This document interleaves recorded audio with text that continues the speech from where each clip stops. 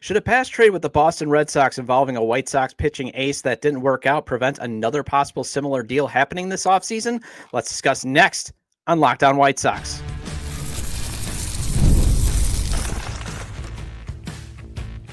You are Locked On White Sox, your daily Chicago White Sox podcast. Part of the Locked On Podcast Network, your team every day. Hello, I'm your host, Todd Welter, a lifelong Sox fan and the site expert of SouthsideShowdown.com, part of the FanSided Network, and also I've covered Major League Baseball for outlets such as the Associated Press. And thanks for making Locked On White Sox your first listen every day, part of the Locked On Podcast Network, your team every day. Make sure to hit the like button on today's episode, subscribe to the YouTube channel at Locked On White Sox if you've not done so already, and also follow or subscribe to the show at wherever you get your podcasts. Well, the Boston Red Sox are rumored to be interested in trading for Garrett Crochet, so let's discuss if the Chris Sale trade 8 years ago and how it panned out should be any cause for concern if another ace pitcher is dealt to Boston. Then, what should the White Sox do at second base next season will be discussed. And then let's wrap up the show going over how the MLB award finalist announcements is an example of just how tough the AL Central got. And today's episode is brought to you by Game Time. Download the Game Time app, create an account, and use code LOCKEDONMLB for $20 off your first purchase. All right, I'm going to say let's not have history prevent the White Sox from possibly getting the best return for ace Garrett Crochet. And I talked about it on yesterday's show that the Sox shouldn't be picky, just because we think that, hey, they got Edgar Caro at catcher and Corey Lee as the backup for the rest of the decade, that the Sox should not get any catching whatsoever. I mean, if that's the best player, if that's the centerpiece, especially with what Boston can offer, make the deal if it makes sense and if it's a good high yield return. And again, it means the White Sox might have to trade another young ace pitcher to the Boston Red Sox to get a boatload of prospects who project to be impact bats at the big leagues. Because the Red Sox, they're probably actually the best trade partner. We keep talking about the Baltimore Orioles, that I hear, Kobe Mayo and Samuel Basallo, but the Boston Red Sox have a ton of young hitting depth in their farm system. Although it will be frustrating, especially this go around, is, that the Sox, again, are trading another ace pitcher. And where Chris Sale, it was frustrating because they couldn't build a winner around him. This one is the Sox are not even going to try to build a winner around Garrett Crochet. They're not even going to try to extend him. I guess you can, trade Chris Sale early enough in the process because he agreed to such a team-friendly contract extension where Garrett Crochet probably would want at least the Tyler Glasnow extension. You're talking about $137 million. And since, again, that's over $100 million and this team's owner doesn't pay the going rate for players who finish with an F4 over 4, yeah, he's on his way out the door. And that's frustrating because at least the Sox had Garrett Crochet for 6 seasons, and they tried and they tried and they tried to build a winner. It just didn't happen, and that's frustrating because how can you not have Jose Quintana and Chris Sale and not at least get a wild card? When you had 2 pocket aces, you should have been able to do something with those 2, but they didn't. But the Sox, they're not even going to try. And I know they're so far away from being competitive, but Garrett Crochet is still young enough that you could extend him through the rest of the decade. But here's the other thing that's frustrating. The Sox at least used to try to keep trading prospects after prospects. It's one of the reasons why the franchise had to rebuild last decade. They kept trying. They had to use the trade route because, again, the owner wouldn't authorize much spending. And when they did spend, they spent it on Adam Dunn. But this go around, they're not even going to spend any money to even give themselves a shot to possibly lose 90 games. But much like 2016, the Boston Red Sox are probably the best trade partner, again, based on their position players that they have to offer. And that is what Chris Getz wants. He said it on 670 The Scores inside the clubhouse with Bruce Levine and Ryan McGuffey. They're looking for position players. And that is the one thing where I would say you probably should be at least specific. You shouldn't be like, well, I'm good at shortstop because I have Colson Montgomery, obviously. You should be going out and getting the best players you can in return for Crochet. But at the same time, you should be trying to look at, okay, who's the team that matches up best? And the Boston Red Sox, they got a lot of good hitting. Although you might want to be like, hey, that hitting is cheap and young, and you're in a division with Baltimore, who just did that with cheap young hitting. Maybe you might want to copy that, but this is the Boston Red Sox we're talking about. But if you're traumatized with how the Chris Sale trade aged so poorly, I get you, but it still should not prevent being like, oh no, not another trading an ace to Boston. different context. The Sox traded Sale, who, by the way, just got announced as a finalist for the NL Cy Young after the Bo Sox traded him to Atlanta this season. Just another little twist of the knife that happened this season where you saw all these former White Sox thriving once they left the South Side. But Sale's been gone for so long, and honestly, the Sox were never going to pay him once his team-friendly deal came up. So the only thing that I didn't really like about, like, when we talked about all these former players that are thriving elsewhere, look at Chris Sale. Chris Sale's been gone since 2016. All right, and he would have been eventually gone anyway. Also, at the time, the Sox did get the number 1 overall prospect in Yoan Moncada. Now, I'm not, I would not expect that. When we're talking about, I might be a little leery, on that. I would not be expecting the number 1 prospect return because Sale had skins on the wall, a lot more skins on the wall than Garrett Crochet. Garrett Crochet is just 1 All-Star appearance. This is his first season as a starter, and he had to be on an innings limit in the second half. Logged just 219 career innings in 4 seasons, with 1 season being missed due to Tommy John surgery and then not pitching much in 2023 after recovering from that 2022 surgery. Sale had a 3 ERA in 7 seasons on the South Side, along with 1,244 strikeouts. So, yeah, you might give up your top prospect for that. Obviously Crochet is an immensely talented pitcher, and he should give you a good return, but I'm not holding my breath for the Sox to get Roman Anthony.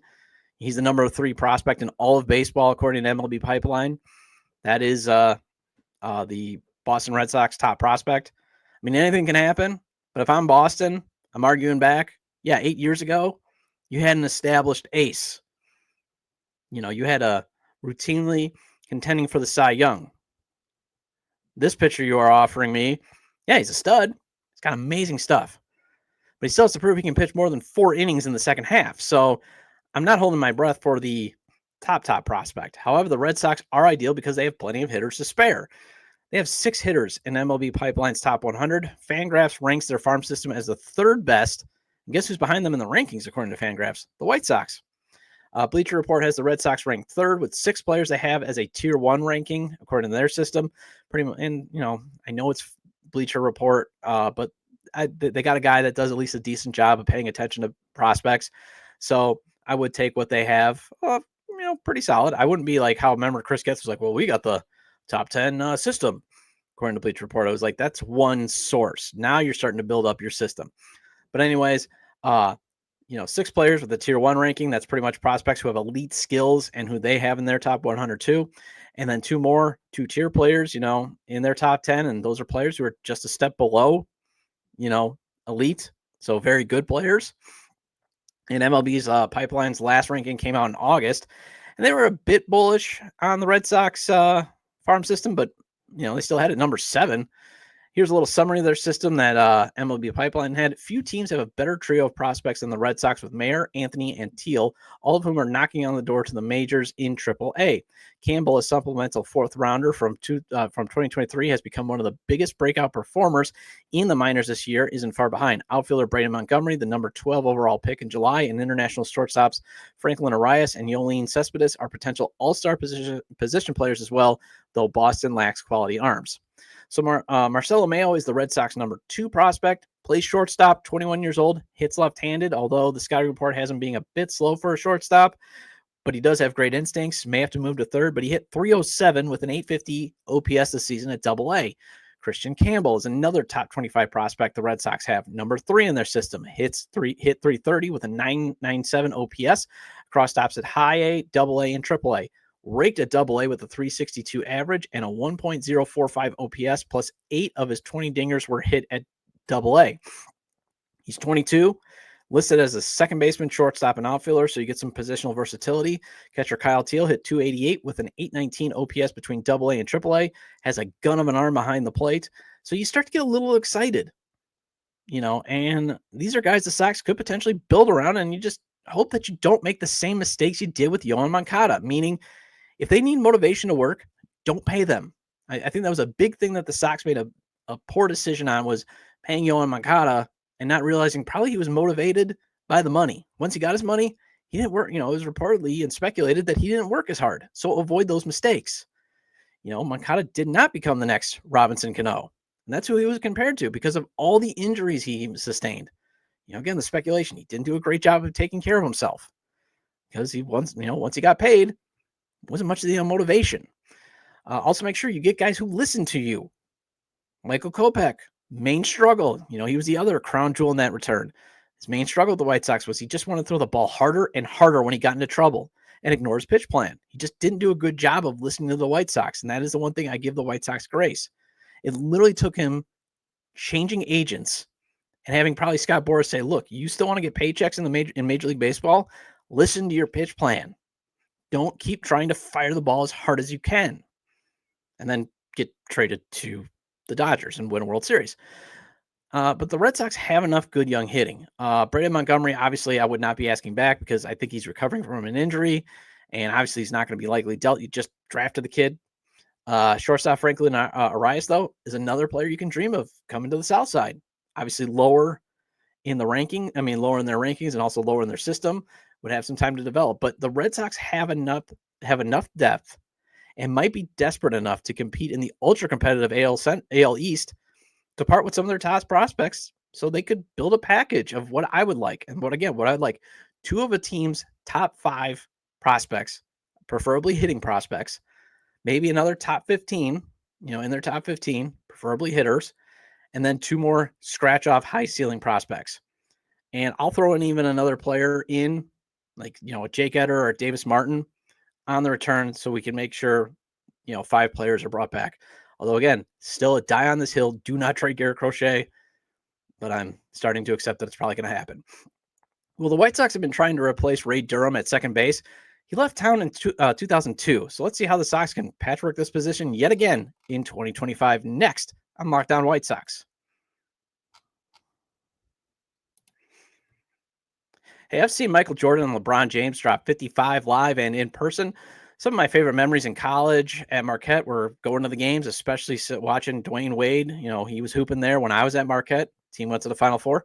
Catching a basketball game live is the way to go. And I suggest using the Game Time app for your ticket needs. Game Time has a new feature called Game Time Picks that makes getting tickets to see your favorite teams play live even easier.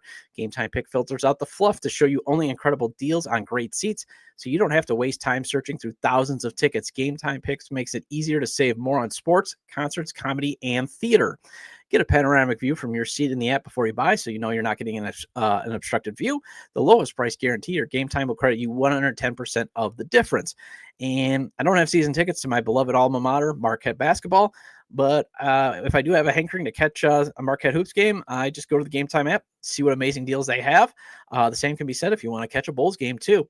Take the guesswork out of buying tickets with Game Time Picks. Download the Game Time app, create an account, and use code LOCKEDONMLB for $20 off your first purchase. Terms apply. Again, create an account and redeem code LOCKEDONMLB for $20 off. Download Game Time today, because what time is it? Game time.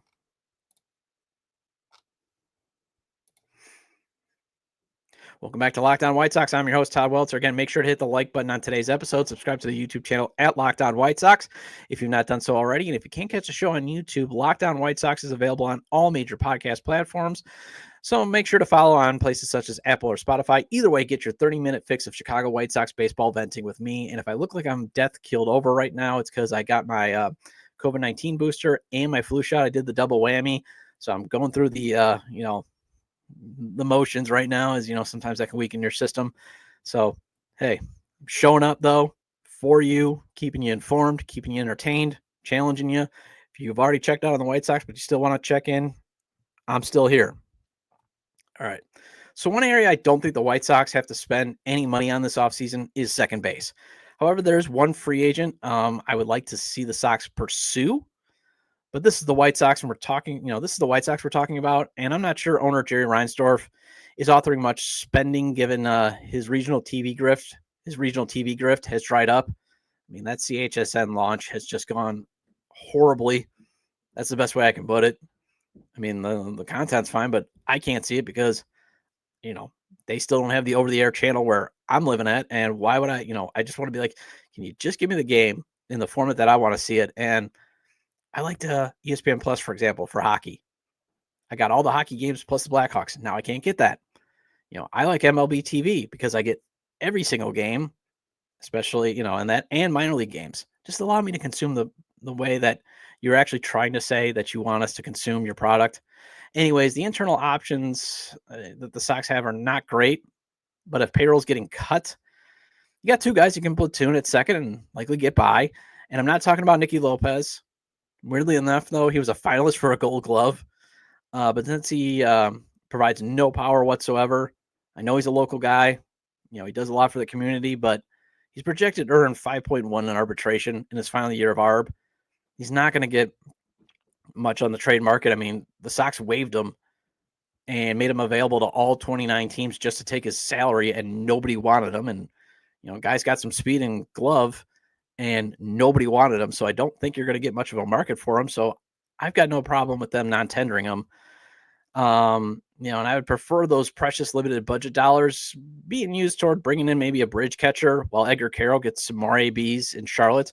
Or I've been seeing if you can find a right fielder on a 2-year deal with one of them being an option, because that's another position that they've been trying to replace since Jermaine Dye retired in 2009. But you at least have Lenyn, Sosa, and Brooks Baldwin. Not great options, Bob.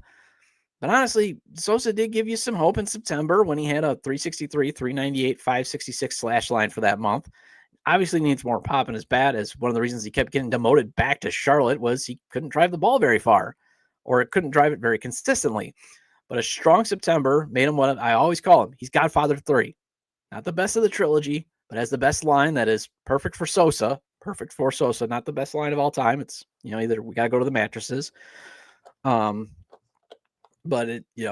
once you think you're out on him, he does something that draws you back in. The only thing he does lose, though, is an ally in Grady Sizemore. When Sizemore was the interim manager, man, did he love playing Lenyn. Loved it. The guy got 169 at-bats between August and September. Under Pedro, he kept bouncing back and forth between Charlotte and the White Sox. Grady takes over. Guy's in the lineup practically every day. Obviously needs to work on his glove, as he had a -3 defensive run saved at second, -6 at third. He was -2 outs above average at second and -4 at third. But he's pre-ARB, so he comes cheap and will be 25 next season. So maybe, that strong September carries him over and he can turn himself into a Godfather 2 player. Obviously Godfather, the original Godfather, is the best of the trilogy. And I'll die on that hill, okay? The horse said, I mean, come on. All right, Brooks Baldwin. He can be your lefty. Obviously raked at the minors, but he hit just 211 and 114 at bats when he got the call up to the big, to the big leagues. Got hurt, so wasn't really able to finish the season. But he played 205 innings at second, where he was a -2 defensive run saved and a -1 outs above average. But he did show a brief glimmer of potential, especially I believe it was that Mariners game in July, that if he could just rip the ball to left. And, he can hit a lot of doubles if he rips the ball to left. And then he's going to have to make the adjustment, obviously, because you'll just position your defense to shade not to left. He needs to rip the ball to right. So you'll just need to shade the defense to the right. So then he's going to have to start spraying all over the field. But he could be a pretty solid doubles guy. And that's actually something the Sox need. I keep saying your ideal lineup is you need at least 2 or 3 bat-to-ball skills guys, or guys that at least can get on base and run the bases. And he's got that profile. He had a BABIP of over 300 at double and AAA last year. So he's got some very good bat-to-ball skills. And I always say the ideal lineup for guaranteed rate field, 4 to 5 power hitters, then your catcher, and then 2 to 3, bat-to-ball skills guys. That gets you, obviously drive the ball at guaranteed rate field, but at the same time, sometimes, the power dries up for a little bit. You at least can have 2 or 3 guys that put pressure on the defense. If they can at least get on via the double, you would obviously like the double over the single, but still getting on base, moving around, causing chaos. It's kind of what the Guardians do. I know the Sox maybe shouldn't be completely copying the Guardians, obviously, but get some guys that can cause some havoc on base. And maybe that's Baldwin. I don't know. But Ha-Seong Kim, he's a free agent target that some folks actually think the Sox could spend money on. And I'm not opposed to it, but here's the kicker. Spotrac projects him to get a 4-year deal at nearly $59 million. Now he's 29. And how many times do free agents come here and just rapidly decline? That's my hesitation.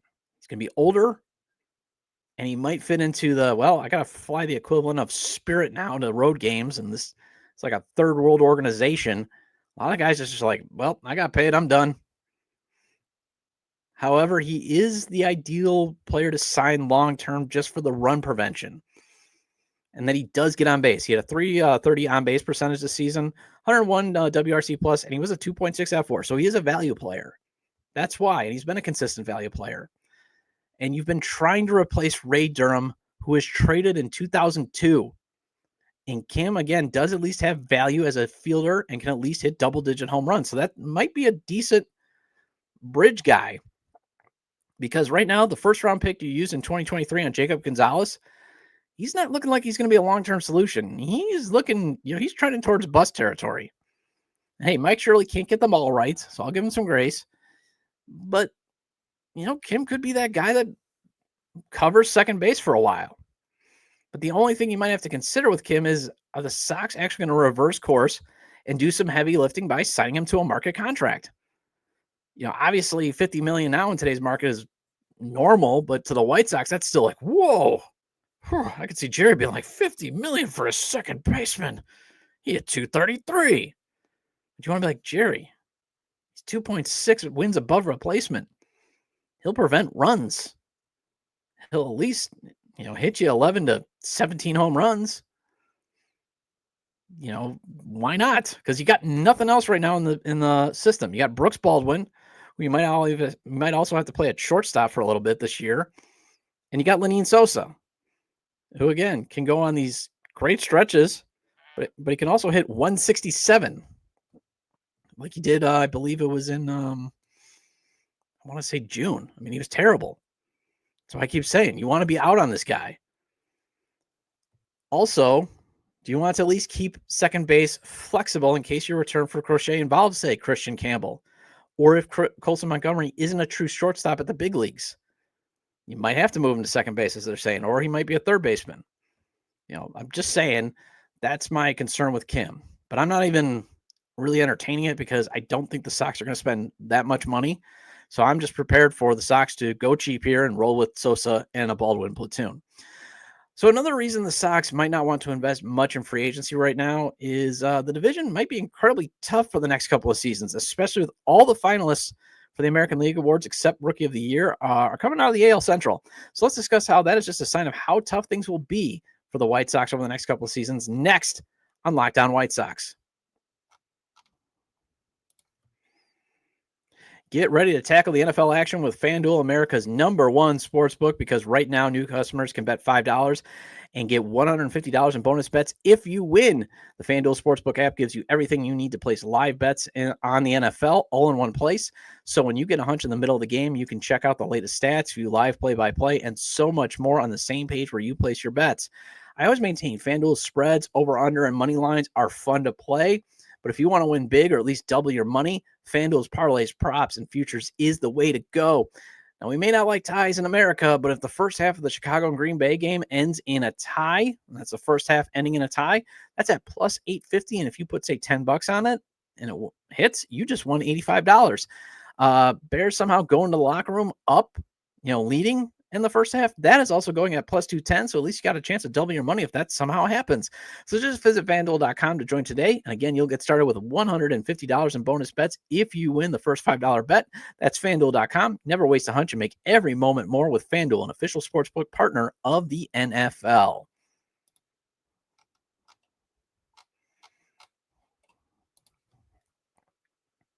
Welcome back into Locked On White Sox. I'm your host, Todd Welter. Again, shout out to all my everydayers. Appreciate your loyalty. Please hit the like button on today's episode. And hey, if you're listening on Apple or Spotify, maybe leave a 5-star review. Also recommend to your fellow Sox fans or baseball fans, friends, to subscribe to the YouTube channel at Locked On White Sox or wherever they get their podcasts, as this show is available on all major podcast platforms. Again, playing a little hurt, trying to recover from getting my COVID booster and my flu vaccine. And if you don't believe in either, I don't want to hear about it because I believe in soap. That's just my stance. You're entitled to yours because this is America. but the after effects can get you down. So right now, feeling a little down, but hey, I'm here for you. Been here for you every day through this historically awful season. Hopefully, I'm here as long as Locked On will have me, and as long as you'll have me. All right. So remember when White Sox ownership and even the front office, under Rick Hahn and Kenny Williams, thought the division was so weak that they could always bounce back from that, mediocre 2022 season, or when they lost 101 games in 2023, they could just bounce back because hey, division's weak. Heck, it even probably motivated Jerry Reinsdorf to be like, I'll just conduct the worst GM search of all time, not interview a single candidate, and just hire Chris Getz because, again, the AL Central, very weak. Yeah, so much, not so much anymore. The AL Central sent 3 teams to the playoffs, and all 3 won a playoff series. Now, the AL Central also has the finalists for the Manager of the Year in the Guardians, Stephen Vogt, the Royals, Matt Cotoro, and the Tigers, A.J. Hinch, who should be the White Sox manager. A.J. Hinch should be the White Sox manager right now. Don't get me wrong. Love the Will Venable hiring. But A.J. was going to be our manager after the 2020 season. He was going to be the guy. Rick Hahn wanted him. A.J. wanted to come here. But Jerry, no. Jerry had to make up for feeling bad for firing Tony La Russa in the 1980s, and nothing but bad has happened in this franchise since. I don't care if they won the 2021 AL Central under Tony. Everything ever since has been awful, and they got boat raced by the Houston Astros because they played bad baseball. Well, they played fundamentally bad baseball, and they got exposed in the playoffs, and they've never even come back since. It's just been nothing but bad, decay, rotting carcass of an organization with Jerry in charge. With Tony and Jerry involved in this organization. Anyways, the AL Cy Young finalists are the Guardians' Emmanuel Clace, Kansas City's Seth Lugo, and Detroit's Tariq Skubal. And then finally, Bobby Witt Jr. of the Royals is a finalist for AL MVP, along with Aaron Judge and Juan Soto of the Yankees. So yeah, things are not going to get much easier for a while, since those three teams all have their good players locked up for a few more seasons. That's another thing. These guys are all locked up. Seth Lugo is signed for next season, along with a player option in 2026. Skubal has 2 more years of club control left. Emmanuel Clace is under contract for 4 more seasons. Witt Jr. is signed long-term in Kansas City. Jose Ramirez is also signed long-term for the Guardians. Yeah, not going to get any easier anytime soon. And those 3 clubs have done a good job of collecting talented players who are still pre-arb. They got a lot. If you go look at the Guardians, the Royals, and the Tigers and all their pre-arb players, they got a lot of them, and they're pretty good players too. Cleveland has the 4th-ranked farm system according to MLB Pipeline. The Tigers are 6th. Obviously the only saving grace is Kansas City. They're 25th. But even Minnesota is number 2, and they might get a new owner. Yeah, so I don't think the AL Central is going to be weak anytime soon. Your rivals are especially well-led, have premium talent, and also here are the White Sox in the number 3 media market claiming poverty. Oh boy, these are good times, right? Said sarcastically. One of the reasons the Sox were historically awful too this year is they went 10-14 against the division. 10-42 against the division. They won 10 games against their division rivals. They beat Kansas City only 1 time this year. The same for Minnesota. Now, obviously, they did get 3 wins over the Tigers, but 2 of them came when Detroit was hungover after celebrating their mad dash for an unlikely playoff run. They won those last 2 games of the year. That's it.